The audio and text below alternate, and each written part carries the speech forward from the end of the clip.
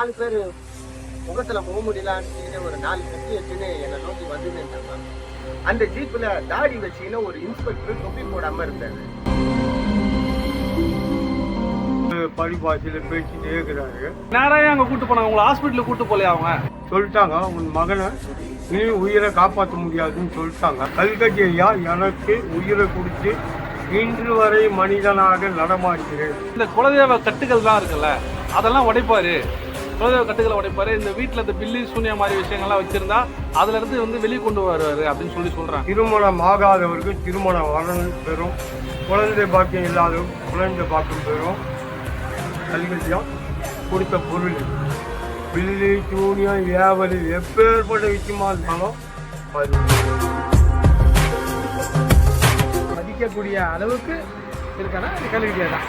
நம்முடைய கர்மாவை எப்படிலாம் அவர் வந்து எலெக்ஷன் பண்ணணும். அவர் கனவுல வர்றாரு. கனவுல வந்து அப்போ என்னுடைய பணி இது அப்படின்னு தெலுங்கு சொல்றேன். அவர் பண்ணி ரொம்ப நாளா திருமணம் ஆகாம இருந்தீங்க. நாளுக்கு அப்புறம் என் மனைவி என்னை விட்டு போகல. அவர்கிட்ட வந்து டைரெக்டாக பேச மாட்டோம்.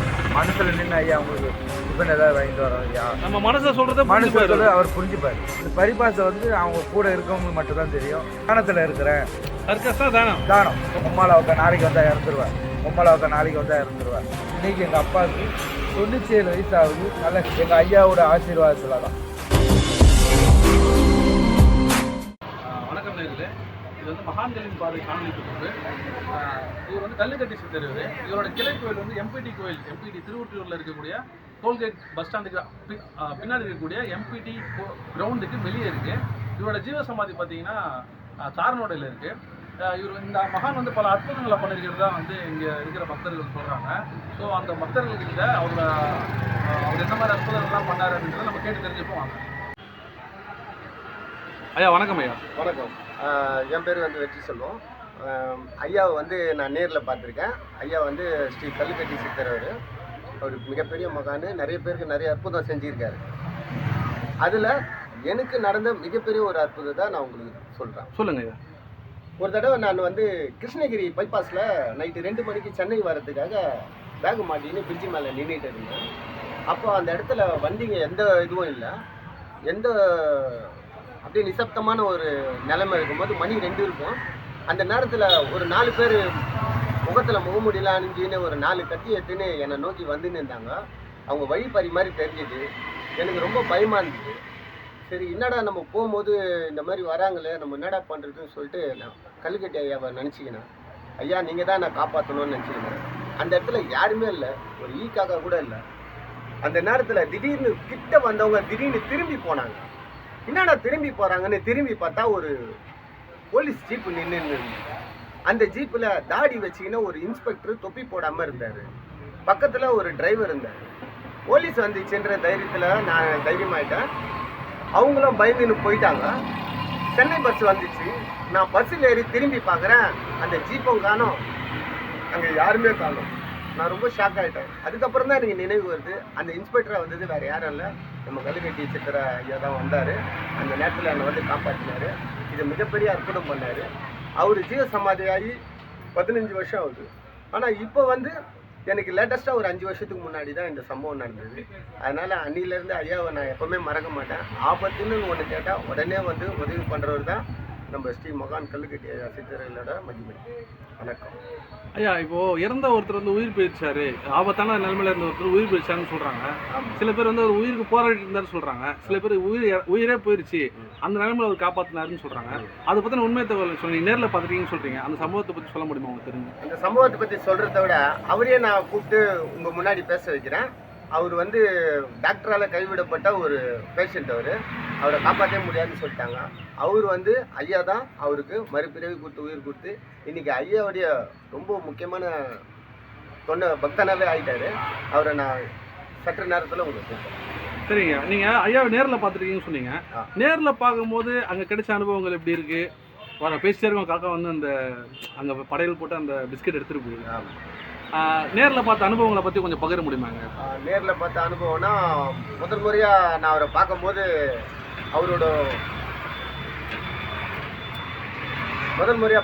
அவரோட கதவு வந்து பூட்டி இருந்தது. ஒரு 10க்கு 10 ரூம் இருக்கும், ஒரு ஓட்டு வீடு. அந்த ஓட்டு வீடில்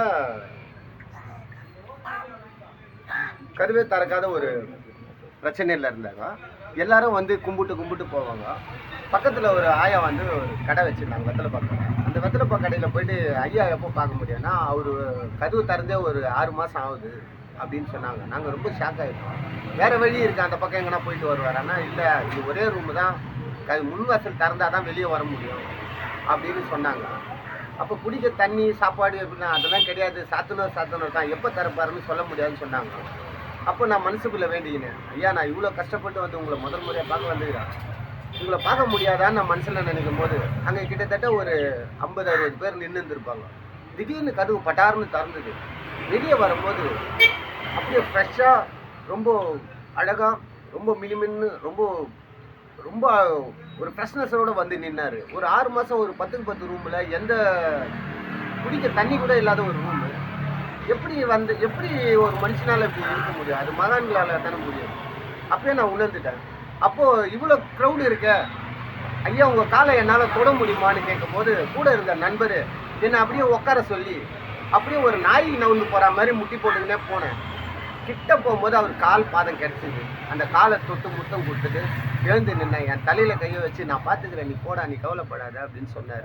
அன்னிலேருந்து ஐயா மேலே எனக்கு வந்து ரொம்ப பாசமாயிட்டேன், ரொம்ப பக்தி ஆயிடுச்சு. அதுலேருந்து ஐயாவை நான் கும்பிடாத நாளே இல்லை. எப்போ வேணாலும் எனக்கு எந்த பிரச்சனை வந்தாலும் அவர்கிட்ட நான் போயிடுவேன். டாக்டரால் கைவிடப்பட்டு உயிரை காப்பாற்ற முடியாதுன்ற சூழ்நிலையில் ஒரு நண்பரை வந்து ஐயா வந்து காப்பாற்றி இன்ன வரைக்கும் அவரை வந்து சிறந்த பக்தியாளராக வச்சுருக்காரு. அவரை நீங்கள் பார்க்கணுன்னு ஆசைப்பட்டீங்கன்னா இவர் தான் என்னோட நண்பர், பாருங்கள். ஐயா அவர் பேர் என்னங்க? அவர் பேர் வந்து சிவா. பார்த்து அவர்கிட்ட நீங்களே பேசுங்க. ஐயா இந்த மாதிரி வந்து ஐயா வந்து உங்களுக்கு இக்கட்டான சூழ்நிலை வந்து உயிரை காப்பாற்றினாரு, உயிர் போனதுக்கப்புறம் காப்பாற்றினாருன்னு சில பேர் சொல்கிறாங்க. சில பேர் உயிர் வந்து போராடிட்டு இருக்க நிலைமையில காப்பாற்றினான்னு சொன்னாங்க. ஸோ அதை பற்றின உண்மை தவிர நீங்கள் சொல்ல முடியுமா? ஐயாவிடம் எனக்கு ஏற்பட்ட அனுபவங்களை உங்கள் அனைவரும் பகிர்ந்து கொள்ள விரும்புகிறேன். என்னுடைய பணிவான வணக்கம்.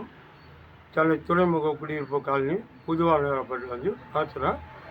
ஐயாவை முதல்ல பார்த்தது வந்து 2003 ஃபஸ்ட்டு பார்த்தது ஐயாவை சந்தித்து 2003. அவரை பார்க்கும்போது கயிற்றில் கல்மூட்டையும் கோமனம் கட்டியிருக்காரு. அப்போது அவரை பார்க்க போகிறோம். அவரை பார்க்கும்போது பரிபாஷையில் பேசிகிட்டே இருக்கிறாரு. அது எனக்கு புரியல, என்னன்னு தெரியாது. நம்மளை கூட்டின்னு வந்தவங்க ஜெயச்சி நகரை சேர்ந்த ஜெயகாந்த் என்ற முருகானந்தமும் நம்ம நண்பர் நானவர், அவங்க தான் ஃபஸ்ட்டு கூட்டின்னு வந்தாங்க. கூட்டின்னு வரும்போது என்னை பார்த்ததும் செத்து போனத்தை எங்கடா எடுத்துன்னு வந்து நிற்க வச்ச, எங்கடா போட்டு உயிரை காப்பாற்றிட்டு. ஐயா இப்போ நேராக அங்கே கூட்டு போனாங்க, உங்களை ஹாஸ்பிட்டலுக்கு கூட்டு போகலையா அவங்க? 2002 நடந்த சம்பவம் அரசு பொது மருத்துவமனையில் எனக்கு சேர்க்கப்பட்டது. சரி. கிட்டத்தட்ட 7 நாளாக அந்த ஹாஸ்பிட்டலில் இருக்கேன். சரி.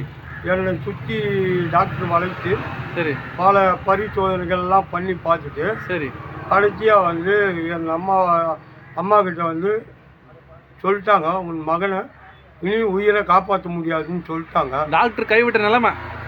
டாக்டர் தான் சொல்கிறார். 7வது நாள் வந்து அம்மா கிட்டையும் என்கிட்டையும் சொல்கிறார் அவர், உன் மகனை இனி உயிரை காப்பாற்ற முடியாது அப்படின்னு சொல்லி அனுப்பிச்சாங்க. அரசு பொது மருத்துவமனை என் உயிரை மருத்துவரால் கைவிடப்பட்டது. கல்கட்டி ஐயா எனக்கு உயிரை கொடுத்து இன்று வரை மனிதனாக நடமாடுகிறேன். ஐயாவிடம் பல அற்புதங்களையும் பல அதிசயங்களையும் பார்த்துருக்கேன். எனக்கு ஐயா தான் எல்லாமே. எனக்கு குல தெய்வமும் ஐயா தான், தந்தையும் தாயும் ஐயா தான், எனக்கு குருவும் ஐயா தான். ஐயா இப்போது நிறைய பேர் என்ன சொல்கிறாங்கன்னா, ஐயா வந்து இந்த குலதெய்வ கட்டுகள்லாம் இருக்குல்ல அதெல்லாம் உடைப்பார், குலதெய்வ கட்டுகளை உடைப்பார், இந்த வீட்டில் இந்த பில்லி சூன்யா மாதிரி விஷயங்கள்லாம் வச்சுருந்தா அதிலேருந்து வந்து வெளியே கொண்டு வருவார் அப்படின்னு சொல்கிறாங்க. அதை பற்றின எதனால் நீங்கள் உண்மை தகவல் வந்து தெரிஞ்சிருக்கீங்களா?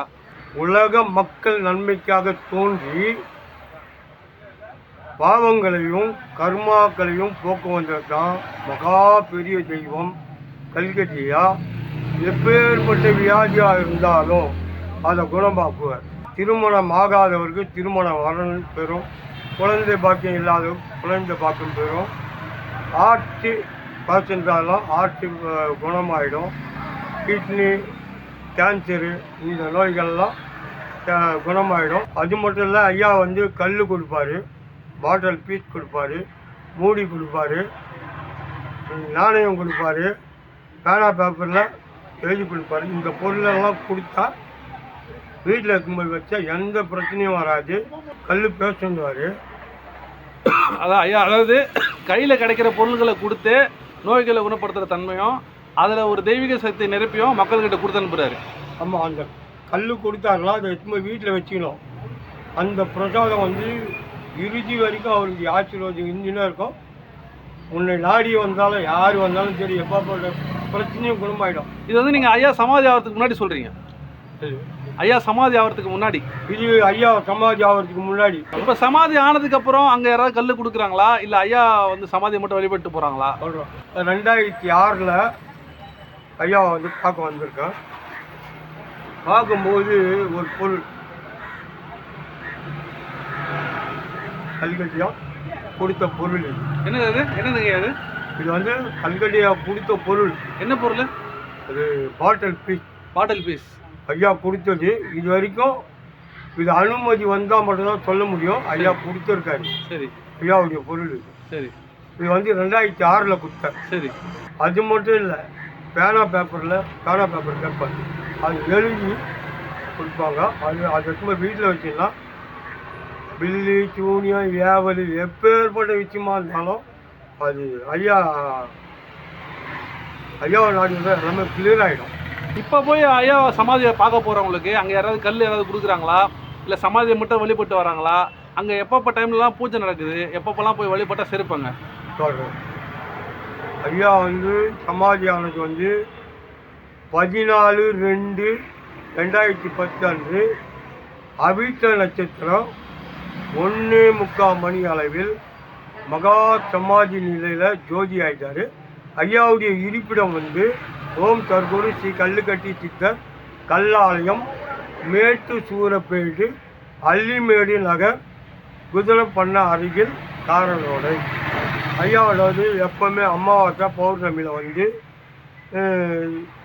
7:30 மணிக்கு அந்த இடத்துல வந்து கல்கட்டி ஐயாவுடைய நாம சங்கீர்த்தனம் பஜனையும் நடைபெறும் 7:30 மணிக்கு.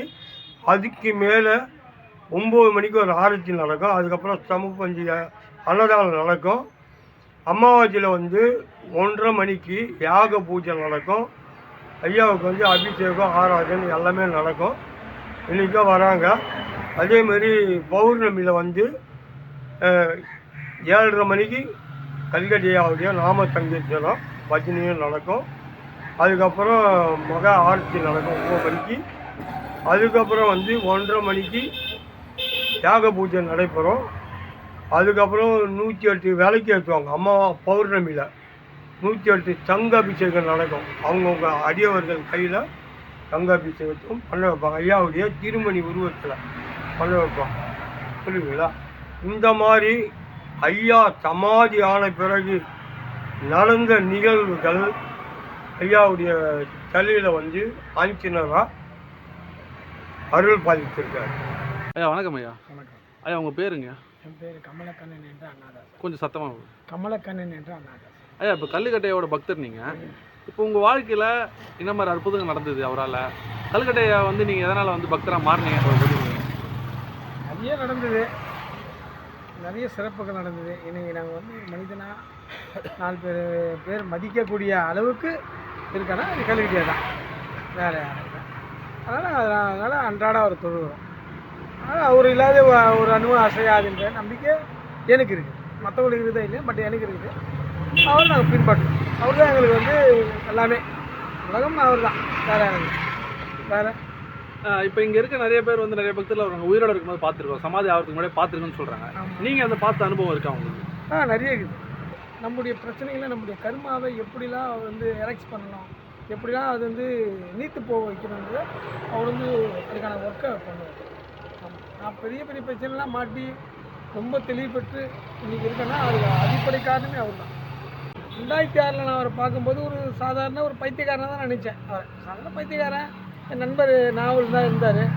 வாங்க ஒரு 3 இட்லி வாங்கினாரு. நான் ஒரு சத்தம் போட்டேன், எனக்கு காசு கிடையாது, ஏன் இதுமாரி சொல்ல பண்ணுறேன்னு. இல்லை வாங்கு அப்படின்னாரு. ஸோ வாங்கிட்டேன், 3 இட்லி எடுத்துகிட்டு போனோம். அப்போ காவாங்கரில் அப்போ பள்ளம் நோண்டி அப்போ ட்ரைனேஜ் பைப் போட்டுன்னு வந்திருந்தாங்க. அப்போ அந்த ட்ரைனேஜ் பைப்பில் தான் அவர் உட்காந்துருந்தார். முதல்ல அவரை சந்திக்கும் போது ட்ரைனேஜ் பைப்பில் உட்காந்துட்டாரு. போய் பார்த்து ஒரு கையெழுத்து கும்பிடு ஒரு மகான்னு சொன்னார். நானும் சதா அவர் அந்த கோலத்தை பார்த்து நான் உண்மையுமே அவர் மகான்லாம் நினைக்கல, சாதாரண பைத்தியகாரம் பண்ணிட்டு அவர் அப்படின்னு நினச்சி அவர் கையெழுத்து கொடுத்து அந்த இட்லியை கொடுத்து அந்த இட்லியை வாங்கி ஒரு வாரமாக அவருக்கு ஒரு இதில் கட்டிட்டார். கட்டிட்டு வச்சுட்டு தலையாட்டி உட்காந்துருந்தோம். அப்படியே உட்காந்துருந்தோம். அது நைட்டு ஃபுல்லாக நான் இந்த கோயிலில் படுத்துனோம். என் உடலெல்லாம் அழுக்காகுது. அப்புறம் சொல்கிறேன், என் உடலாம் அழுக்காகுது, வாயா போகலான்னு சொல்லி அவரை கூப்பிட்டு வந்துட்டேன். அதுக்கப்புறம் நாங்கள் தொடர்ந்து இந்த மல்லுத்துள்ள மல்லையார் சாமிக்கு நான் முருகானந்தம் ஞானவேல் 3 பேருமே போவோம். என் கசின் ஞானவேல் என்னுடைய நண்பர் முருகானந்தம் போவோம். அப்படி போகும்போது அப்படி போயிட்டு வரும்போது ஒரு இடத்துல பஞ்சர் ஆயிடுச்சு, டயர் பஞ்சர் ஆகிடுச்சு. டயர் பஞ்சர் ஆகணுன்னே அந்த ஞானவேலை சைக்கிளில் உட்காந்துச்சு நாங்கள் தள்ளி வந்துருந்தோம். அப்போது இந்த ஆர்பா கோட்டத்தில் ரமேஷ் ஆயின்மெண்ட் கடை வச்சுருந்தாரு. ஆயின்மெண்ட்டை கடை வச்சுருக்கும்போது அவர் சொன்னார், இங்கே மகான் ஒருத்தர் இப்படி பார்த்தீங்களா அப்படின்னாரு. கண்டமனார் கோயிலில் தான் இருக்கார் மகான் அப்படின்னாரு. அப்படிங்களா சொல்லிட்டு நாங்கள் போனோம். பார்த்தா நான் பார்த்தவர் தான் அங்கே இருந்தார், கல்கடியாக தான் இருந்தார். இப்போ அவர் அங்கே ஒரே கரெக்டாக பற்றினு கத்தின்னு அப்படியே இருக்கும்போது நான் என்ன சொன்னேன், இங்கேயா கூப்பிட்டு வந்தீங்க அப்படின்னு சொல்லிட்டு உட்காந்துருந்தான். உட்காந்துக்கும்போது யோ நான் பைத்தியான கூப்பிட்டு வந்து உட்கார வச்சுட்டு ஏன் உயிர் எடுக்கிறீங்க, என் துணிலாம் வேறு அழுக்காக்குது, நான் என்ன எப்படின்னா நான் ஒயிட்டில் தான் இருப்பேன், வெள்ளையும் சேலியமாக தான் இருப்பேன். அப்போது நான் என்ன பண்ணேன், நான் கிளம்பி போகிறேன், நீங்கள் வாங்க அப்படின்னு சொல்லிட்டு அவங்கள்ட்ட அந்த சைக்கிளை கொடுத்துட்டு நான் கிளம்பி வந்துட்டேன். இதுக்கப்புறம் நானும் வேறு முருகானந்தமாக அங்கே அவர் உட்கார சொல்லிட்டாரு. அங்கே இருந்தாங்க. அப்போ அவர் என்னை கேட்டுக்கிறாரு, அந்த கூட வந்தான அந்த பையன் எங்கே அப்படின்னு. அப்போது கேட்கும்போது எனக்கு அவங்க என்ன சொல்கிறாரு, உன்னை கேட்டார் அவர், ஐயா வாயா அப்படின்னும்போது வா போகலான்னு சொல்லிட்டு அப்போ நீங்கள் முருகானந்தன் நண்பருக்கு பிறந்த நாள். அப்போ நாங்கள் போகும்போது நாங்கள் கடைசியாக உட்காந்துக்கிறோம். பண்ணும்போது அது பெரிய 2 மூட்டை அவர் சாதாரணமாக தூக்க முடியாது, கையால் கூட நம்மளால் அசைக்க முடியாது. அவர் 2 மூட்டையை தோலில் தூக்கி போட்டுன்னு போயிட்டு அப்படியே ஒரு ரவுண்ட் அடிச்சுட்டு வச்சுட்டு அப்படியே உட்காந்தார். உட்காந்துட்டோடனே இதை பார்த்தோடனே எங்களுக்கு எனக்கு என்னாலே தன்னால் அழ வந்துடுச்சு. இப்படிலாம் கஷ்டப்படுறாரு நம்மளுக்காக, நம்மளுடைய கர்மாவில் இப்படி சுமக்கிறாரு அப்படின்னு அழுதுட்டு அப்படியே படுத்துட்டேன். அவர் கனவுல வர்றாரு. என் கனவுல அப்போ விடிகாலில் நான் சொல்கிறது 7 மணி இருக்கும். என் கனவுல கண்ணை அழுவாத கண்ணு அப்படின்னு சொல்லிட்டு இது பண்ணிட்டேன். அதுக்கப்புறம் கனவு தெளிஞ்சு டக்குன்னு எழுந்து பார்க்குறேன், எங்கள் 2 பேரையும் கூப்பிட்றாரு. என்னையா அந்த முருகானந்தை கூப்பிட்டு கழிச்சு அழுவாத கண்ணு, இது என் பணி, இது என்னுடைய பணி இது அப்படின்னு தெலுங்கு சொல்கிறேன். பணி அப்படின்னு தெலுங்கு சொல்லி அழுவாதுன்னு பண்ணிட்டு பக்கத்தில் உட்கார வச்சிட்டாரு. ஒரு 2 நாள் அவர் கூட தான் இருந்தோம். எங்களுக்கு கரெக்டான டைமுக்கு சாப்பாடு வந்துடும். 7:55 சாப்பாடு வந்துடும் நைட்டில். காலையில் 7:55 காலையில் டிஃபன் வந்துடும். இப்படி 3 பேரும் நாங்கள் சாப்பிட்டு அப்படியே இருந்தோம். அவரே காலையில் என்னை எழுப்பி கண்ணா டீ சாப்பிட போகலான்னு கூப்பிட்டு போவார். கூப்பிட்டு போய் டீ கல் நிற்க வச்சுட்டு போயிடுவார். அப்போ நான் சொல்லுவேன், என்ன இந்த ஆளு கூப்பிட்டு வந்து டீ கல் நிற்க வச்சுட்டு போயினேன்ட்டார். யார் டீ வைக்கிறோன்னா அங்கிட்டு ஒரு நண்பர் வருவார், ரமேஷ். நான் டீ சாப்பிட்றேன். அப்போது ஸ்மோக் பண்ணுவேன். நான் அப்போ ஸ்மோக்கிங்லாம் வாங்கி கொடுத்து எங்களுக்கு டீலாம் கொடுத்து அவர் சொல்லுவார். அப்போ பேசும்போது என் கண்ணே இந்த டீ துண்ண போகிறீங்க அப்படின்னு திட்டுவார். இந்த சிகரெட் பிடிக்கிறது அந்த மாதிரி சொல்லுவார். ஆமாம், நான் ஸ்மோக் பண்ணுவேன். அவர் என்ன டீகளே சொல்லிட்டார், அவங்க என்ன கேட்டாலும் கொடுங்க. 2 பேரும் கேட்டாலும் இவர் நானும் 2 பேர் அவர் வரவே மாட்டார். நாங்கள் மட்டும்தான் வெளியே போய் அப்பப்போ நாங்கள் அந்த ஸ்மோக் பண்ணிட்டு வச்சுருவோம். அப்போ திட்டுவார், நான் உங்களுக்கு கரண்ட்டு வச்சுக்கிறேன் ஒர்க் பண்ணதுக்கு, நீங்கள் அடிக்கடி வெளியே போகிறீங்க, கரண்ட்டு வச்சுக்கிறேன் கண்ணு, ஏன் வெளியே போகிறேன்னு திட்டுவார். அப்படியே இருந்து எனக்கு பெரிய, அதாவது எனக்கு தோதா அமைய முடியாத ஒரு இடத்துல எனக்கு மனைவி அமைச்சிட்டாங்க. அவங்க ரொம்ப நாளா திருமணம் ஆகாம இருந்தீங்க. எந்த வயசுல உங்களுக்கு திருமணம் ஆச்சு? எனக்கு 37 வயசுல திருமணம். 37 வயசுல திருமணம் ஆகாம இருந்தது. ஐயாவை போய் பார்த்தோன்னே அந்த கட்டுக்கெல்லாம் ஒன்றும் திருமணம் யோகம் வந்துருக்கு. ஆனால் எனக்கு செட் ஆகாத ஒரு பொண்ணு. அப்போ திருமணம் எங்கள் 2 பேரும் அடிக்கடிக்கு ஒரே பிரச்சனையாக இருக்கும். அப்பப்போ சண்டை போட்டு போயிடுவாங்க. பஞ்சாயத்து என் மனைவி எல்லாம் அவங்க சொந்தக்காரெல்லாம் கேட்கும்போது நான் யார் சொன்னாலும் கேட்க மாட்டேன், கல்விட்டியா சொன்னால் தான் நான் கேட்பேன் அப்படின்னு சொல்லிட்டேன். அப்போ அப்படியே போகலாம் எல்லாம் சொல்லிட்டு மொத்தமாக குடும்பத்தோடு ஐயாண்ட போனோம். போய்ட்டு அவர் அப்போ கதவு திறக்கல, அவர் ரூமில் தான் இருந்தார். இருக்கும்போது அப்போது 3 மணிக்கு கதவு திறந்தார். இப்போ நண்பர் சொன்னார் அங்கேருந்து கிருஷ்ணமூர்த்தி 3 மணிக்கு ஐயா கதவு திறப்பார், இருந்து பார்த்துட்டு போயிடுங்க, அதுக்கு சாப்பிடுங்க சொல்லி சாப்பிட்டோன்னா அப்போ தான் கதவு திறந்து என் மனைவி போங்க 2 பேரும் போங்கன்ட்டார். 2 பேரும் போய் போங்க, ஒன்றும் பிரச்சனை இல்லை, 2 பேரும் நல்லா வாழ்வீங்க போங்கன்ட்டு அனுப்பிச்சிட்டாரு. அது ஒரே வார்த்தை தான். ஆமாம், 2 பேரும் போங்க, அவர் கூட்டும் பாப்பான்னாரு. அப்புறம் அங்கே கூட்டும் போனாங்க. அதுக்கப்புறம் என் மனைவி என்னை விட்டு போகலை. அவர் சொன்னதுக்கப்புறம் அந்த மன ஒற்றுமை அதிகமாயிருக்கு. ஆமாம், கல்யாணம் பண்ணி ஒரு புரிதல் வந்துருக்கு. இருக்கோம். பட் இருந்தாலும் வந்து அவங்க என்னை விட்டு முன்ன இருந்த அளவுக்கு இல்லை. சண்டை இருந்துதான் இருக்கும், ஆனால் என்னை விட்டு போகல. குழந்தைகள்லாம் இருக்குங்களே அவங்களுக்கு. அது முன்னே போயிடுவாங்க, சண்டை போட்டு போயிடுவாங்க. அதுக்கப்புறம் போகல, அப்படியே ஸ்டாண்டர்ட் ஆகிட்டாங்க என் கூட உட்காந்து. குழந்தைகள்லாம் இருக்கு அவங்க. ஆமாம், எங்கள் பையன் இருக்குது.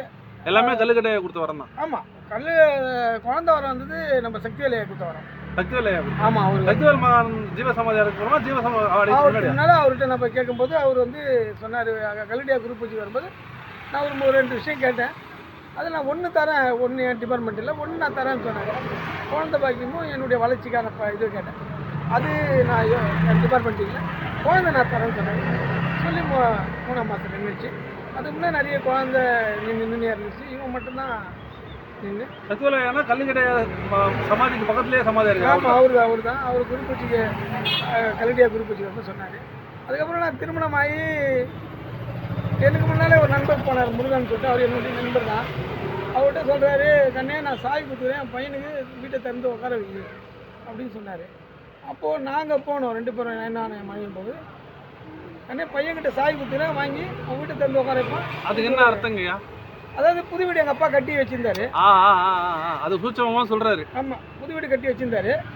அதனால அந்த வீடு சாவி கொடுக்கறதுக்கு அது வந்து என்னுடைய நண்பர் போனார், அவர்கிட்ட கொடுத்துக்கிறாரு அந்த சாவி. அவர் உனக்கு சாவி திறந்து உட்கார இப்போ வீட்டு உள்ள அப்படின்னு சொன்னார். அதே மாதிரி நம்ம இந்த முருகன்றது தான் சாயந்தரம் வந்து வீட்டை திறந்து பூஜைலாம் போட்டார். அது வந்து அது நிஜமாகவே நடந்தது. சரி, நிஜமாகவே நடந்தது. அவர் சாவிலாம் அவர் தரல, போடு வேலை சொன்னார், சாவி வந்து கொடுத்துக்கிறேன், நீ வந்து திறந்து. அவர் வந்து அதுக்கப்புறம் வீட்டில் வந்து பூஜைலாம் போட்டார். அதுக்கப்புறம் கனவுல ஒரு வாட்டி வந்து எனக்கு வந்து பூமி பூஜை போட்டார் இந்த வீட்டுக்கு. இதெல்லாம் நடந்தது, நிறைய விஷயங்கள் நடந்துக்குது. நீ நாங்கள் மனிதனாக இருக்கிறோன்னா அது அவர். நன்றிங்க ஐயா. வணக்கம் ஐயா. வணக்கம் ஐயா. ஐயா உங்கள் பேர் ஐயா? என் பேர் வெங்கடேசன். ஐயா நீங்கள் வந்து கல்லுக்கட்டையோட சீடர்னு சொன்னாங்க. நீங்கள் வந்து அவர் நேரில் பார்த்துருக்கீங்களா? நேரில் பார்த்துருக்குறேன். உங்களுக்கு நடந்த அற்புதங்கள் நான் சொல்லுங்க ஐயா. கிட்டத்தட்ட அவர் கூட வந்து 10 வருஷமாக இருந்துருக்கிறேன். நான் காலையில் போனேன்னா, சாமி உங்களுக்கு வந்து டியூட்டி போட்டிருக்கேன் சாமி, நீங்கள் வந்துருங்க சாமி அப்படிம்பாரு. அது மாதிரி காலையில் போவோம் நாங்கள். அதுக்கப்புறம் ஐயா உங்களுக்கு ஏதாவது வாங்க, ஏதாவது நாங்கள் வந்து அவர்கிட்ட வந்து டைரெக்டாக பேச மாட்டோம். மனசில் நின்று ஐயா உங்களுக்கு டிஃபன் ஏதாவது வாங்கிட்டு வரோம் ஐயா, நம்ம மனசில் சொல்கிறத மனசில் அவர் புரிஞ்சுப்பார். அது சாமி எனக்கு வந்து டிஃபன் வந்துட்டு இருக்கு சாமி, உங்களுக்கு சேர்த்து வருது, நீங்கள் இருங்க சாமி, சர்க்கேஸ் ஓடுது. அது சொல்கிறாரு. ஆமாம், உங்களுக்கு சேர்த்தே வருது. அவர் வந்து பரிபாசையில் பேசுவார். அந்த பரிபாசை வந்து அவங்க கூட இருக்கவங்களுக்கு மட்டும் தான் தெரியும், எல்லாத்துக்கும் புது ஆளுங்களுக்குலாம் யாருக்கும் தெரியாது. கொஞ்ச நாள் பழகப்படுறவங்க என்ன புரியும், சரி ஐயா என்ன சொல்றாரு அப்படின்னு பரிபாசையில் சில விஷயங்களை மனசுலேயே உணர வைப்பாருன்றாங்க. எதுவுமே வந்து அவர்கிட்ட வந்து டைரெக்டாக பேச முடியாது. நம்ம மனசில் நினைக்கிறது, ஐயா இதை மாதிரி உங்களுக்கு டிஃபன் நாங்கள் போகிறேன் வாங்கிட்டு வரட்டுமாயான்னு அப்படின்னு கேட்டால், இல்லை சாமி எனக்கு டிஃபன் வந்துட்டு இருக்கு சாமி. இது மகான்களுக்கே உண்டான மொழி இல்லையா? நம்ம மனசில் தான் கேட்கணும், மனசில் சொல்லணும். மனசில் சொல்லணும். நம்ம ஐயா கதை திறந்தோன்னா மனசில் சொல்லணும். அவர் இல்லை சாமி எனக்கு டிஃபன் வந்துட்டு இருக்குது, உங்களுக்கு சேர்த்து வருது சாமி, நீங்கள் உட்காருங்க, சர்க்கேஸ் ஓடுது, உட்காருங்க சாமி அப்படின்னாரு. நம்மளும் உட்காந்துருப்போம். உட்காந்ததுக்கப்புறம் ஒரு 1/2 மணி நேரம் கழித்து டிஃபன் எல்லாத்துக்கும் வரும் டிஃபன். அப்போ ஐயாவும் ஒரு 3 இட்லி ஒரு வடை வச்சு மொத்தமாக பேசி ஒரு உருண்டை நம்ம பைரவருக்கு வைப்பார். அப்புறம் வந்து நம்ம கால பைரவர் வர்றாருல, அவருக்கு ஒரு உருண்டை வைப்பார். அவர் ஒரு உருண்டை சாப்பிட்றாரு. சாமி டிஃபன் வந்து சாப்பிட்றோம் சாமி, நாங்கள் வந்து சாப்பிட்றோம். இப்படியா இருந்துச்சுன்னா கிட்டத்தட்ட ஐயா கிட்ட வந்து ஒரு 10 வருஷமாக நான் போயிட்டுருக்குறேன். 10 வருஷத்துக்கு இடையில எங்கள் அப்பா வந்து ஐயாவை பார்க்கணுன்னு சொல்லிட்டு கிட்டத்தட்ட ஒரு 5-6 வருஷமாக வந்துட்டு தான் இருந்தாப்புல என் கூட. ஐயா வந்து கதவே திறக்கிறது கிடையாது. ஒரு வருஷம் வந்து ஒரு ட்ரிப்பு வந்து கூப்பிட்டு போனேன். ஐயா அப்பவும் கதை திறக்கல. உள்ளே இருந்த குரல் கேட்குது, சாமி உட்கார் சாமி, சர்க்கேஸ் ஓடுது, அப்புறம் பேசுவோம் சாமி. அதுக்கு என்ன அர்த்தங்கய்யா? உட்காருங்க, நான் தியானத்தில் இருக்கிறேன். சர்க்கஸ்னா தானம்? தானம். ஓகே, தியானத்தில் இருக்கிறேன் சாமி, உட்காருங்க அப்புறம் பேசுவோம் அப்படின்ட்டாரு. நான் என்ன பண்ணேன், அப்பா வந்து ஒரு பெரிய வேப்ப மரம், இந்த வேப்ப மரத்துக்கு கீழே உட்கார வச்சிருக்கேன். திடீர்னு கதவை திறந்துட்டு ஓடி வந்தார். உம்மால நாளைக்கு வந்தால் இறந்துருவேன், பொம்மலாவுக்கு நாளைக்கு வந்தால் இறந்துருவேன் அப்படின்னு 3 ட்ரிப்பு சொன்னார். எங்கள் அப்பாவுக்கா பயம், ஏகப்பட்ட பயம். சரி. என்னடா இது மகான் வந்து இதை மாதிரி சொல்கிறாரு. அதுக்கு மறுநாளே எங்கள் அப்பாவுக்கு உடம்பு சரியில்லாமல் ஆயிடுச்சு. யாருக்குன்னே ஒரு ஆப்ரேஷன் பண்ணியிருந்தது ராயப்பேட்டையில் ஒரு 50 வருஷத்துக்கு முன்னாடி. நான் சின்ன பிள்ளையாக இருக்கும்போது. இப்போ எனக்கு வந்து 59 வயசு ஆகுது. ஒரு 50 வருஷத்துக்கு முன்னாடி ஒரு ஆப்ரேஷன் பண்ணியிருந்தாங்க. அப்போ வந்து நவீன இயந்திரம் எதுவுமே கிடையாது. 1-2 போட்டு தச்சு இது பண்ணிட்டாங்க. அவ்வளோ நாளாக இருந்தாப்புல. அதுக்கப்புறம் ஐயா சொல்லி மறுநாள் உடம்பு சரியில்லாமல் ஆயிடுச்சு. அதுக்கப்புறம் நாங்கள் என்ன பண்ணோம், என் தம்பி வந்து ஹெச்எஃப்ல வேலை செய்கிறாப்புல. அப்போ அவங்க ஹாஸ்பிட்டலில் போகணும், நான் அங்கே போய் பார்த்துக்கலான்னா அங்கே போனோம். அவங்க வந்து ராமச்சந்திராவுக்கு எழுதி கொடுத்தாங்க. ராமச்சந்திராவில் கொண்டு அட்மிட் பண்ணோம். அட்மிட் பண்ணிட்டு எங்கள் அப்பாவை ஸ்டிச்சரில் கொண்டு போகிறோம். ஆப்போசிட்டில் ஒரு ஸ்டிச்சரில் இறந்தவங்க வராங்க. என்னடா இதை மாதிரி ஆகிப்போச்சு அப்படின்னு. அதுக்கப்புறம் எங்கள் அப்பாவுக்கு பிபி கிடையாது, சுகர் கிடையாது, எதுவுமே கிடையாது. உடனே ஆப்ரேஷன் பண்ணி இன்றைக்கி எங்கள் அப்பாவுக்கு 97 வயசு ஆகுது. நல்ல ஹெல்த்தாக ஒரு காப்பில் நல்ல நடத்துகிற வராப்புல. எங்கள் ஐயாவோட ஆசீர்வாதத்தில் தான், எங்கள் கல்கட்டி ஐயாவோட ஆசீர்வாதத்தில் இன்றைக்கி எங்கள் அப்பா நல்ல மாதிரி இருக்கிறாங்க, போகிறாங்க வராங்க. எந்த உதவியும் இவரோட உதவியும் இல்லை, எங்களுடைய உதவியும் கிடையாது. அவங்க போகிறாங்க, அவங்க வராங்க. அதனுடைய இது ஐயா இப்போ இந்த மாதிரி மகான்கள் வந்து கெட்ட வார்த்தையில் திட்டுறது வந்து நம்மளை திட்டல, நம்ம கூட இருக்க வர கெட்ட ஆத்மாக்களை தான் திட்டுறாருன்னு சொல்கிறாங்க. அது உண்மைதாங்க? அது உண்மைதான் ஐயா. என்னுடைய இது வந்து ஐயா வந்து எங்களுடைய இது எல்லாமே அவர் தான். அதாவது அவருடைய கர்மாக்கள், எங்களுடைய குடும்ப 4 முறையுடைய கர்மாக்கள் அவர் தான் தொலைஞ்சார். 10 வருஷமாக அவர் கூட இருந்ததுனால என்னுடைய கர்மாக்கள் அத்தனையுமே எங்கள் ஐயா கல்கட்டி ஐயா தான். என்னுடைய ஃபைல் வந்து இதே மாதிரி பரஞ்சோதி பாபாட்ட போனேன். நான் பரஞ்சோதி பாபாட்ட போனேன். சாமி இது வந்து அவன் தான் சாமி உங்கள் ஃபைலை பார்க்குறான், அவங்ககிட்ட தான் சாமி. அதாவது உங்களுக்கான கர்மாவை பார்க்குற இடம் இதுன்னு சொல்கிறாங்க. ஆமாம், நீங்கள் எந்த மகான் கிட்ட போனாலும், எந்த மகான்கிட்ட போனாலும் அங்கே இருக்கிறான், அவன் தான் உங்கள் ஃபைல் இங்கே இருக்குன்னு இருக்குதுன்னு சொல்கிறாப்புல. அதுக்கப்புறம் என்னுடைய நண்பர் வந்து மலைச்சாமி, அவர் தான் எங்களை ஐயாட்ட கூட்டு போய் இது பண்ணாப்புல, அறிமுகப்படுத்தினாப்புல. நானும் கண்டினியூவாக ஐயா கூட ஒரு 10 வருஷமாக இருந்தேன். 10 வருஷமாக அவர் வாங்க போங்க அப்படின்னாங்க. அதுக்கப்புறம் கல்கட்டி ஐயா நாளைக்கு வந்து அவர் சித்தி ஆகிற நேரத்தில் மறுநாளே சித்தி ஆகிற அன்னைக்கே என் வீட்டுக்கு வந்துட்டார். கனவுல வரார்.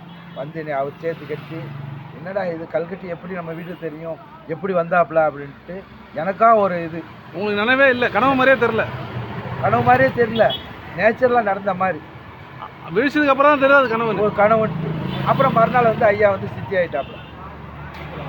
அதுக்கப்புறம் நாங்கள் போய் எல்லாம் இது பண்ணி, எங்கள் ஐயா கல்கட்டி ஐயா இல்லாமல் எந்த ஒரு இதுவுமே கிடையாது எனக்கு.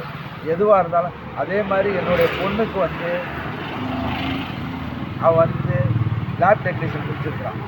லேப் டெக்னீஷியன் முடிக்கிறதுக்கு அதுக்கு வந்து சீட்டு வேணும். சீட்டுங்க எங்கெங்கெல்லாமோ அலைஞ்சு பார்த்தேன், ஒன்றுமே கிடையாது. அப்புறம் வந்து ஐயா வந்து சித்தி ஆகிட்டார். அவர் சமாதி போயிட்டு, ஐயா எனக்கு நீ தான் இருக்கிற ஐயா அப்படின்ட்டு நாங்கள் இது பண்ணோம். பண்ணிட்டு அப்புறம் சக்தியில் ஐயா இருக்குது. ஐயா என்ன போப்பா, உனக்கு தான் அவர் சொல்லிட்டார, போப்பா உனக்கு இடம் இருக்குதுப்பா அப்படின்னாரு. கல்கட்டி ஐயா சமாதியில் நின்று வெளியே வரும்போது நம்ம ஐயா சக்தியில் ஐயாவும் கூட இருக்கிறார். அப்போ அவர்கிட்டையும் ஒரு வார்த்தை கேட்குறேன், ஐயா இதை மாதிரி பொண்ணு சீட்டு எதுவும் கிடைக்கல ஐயா. அதான் அவன் சொல்லிட்டானப்பா, போப்பா உனக்கு இடம் ரெடியாக இருக்குதுப்பா. அதுக்கப்புறம் எனக்கு வந்து நாங்கள் வந்து மவுண்ட் ரோட்டில் தான் எங்களுக்கு வந்து இது வச்சுருந்தாங்க. மவுண்ட் ரோட்டில் வந்து அதுக்கப்புறம் ஒரு சீட்டு தான் இருந்துச்சு. ஸ்டாலின் ஹாஸ்பிட்டலில் தான் என் பொண்ணு கட்டிட்டான். ஒரு 10 ரூபா செலவு இல்லாமல் எங்கள் ஐயா கல்கட்டி ஐயா வந்து எனக்கு வந்து சீட்டு வாங்கி கொடுத்தாரு. எங்கள் ஐயா கல்கட்டி ஐயாவை தான் நினச்சிட்டு இருக்கிறேன். எங்கள் குடும்பமே கல்கட்டி ஐயா தான். நன்றி நன்றி கோவிலிலே வாழுகின்ற தெய்வம் அப்பா.